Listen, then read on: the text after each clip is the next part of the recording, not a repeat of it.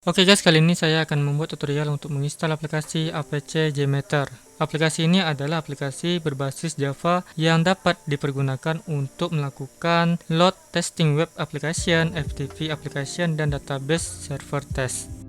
Oke, jika kalian ingin lebih tahu tentang aplikasi APC JMeter ini, maka kalian bisa langsung masuk ke webnya.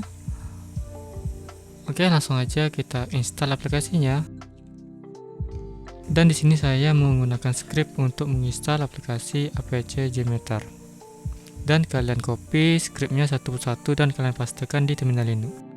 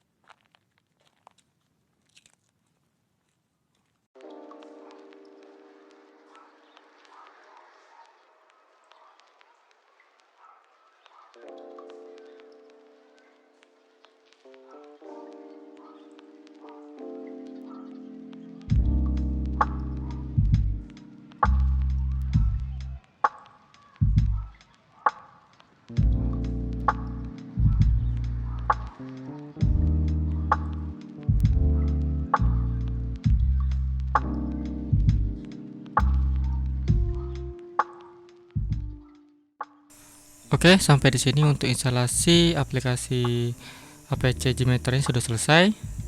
Sekarang kita akan coba buka untuk aplikasinya.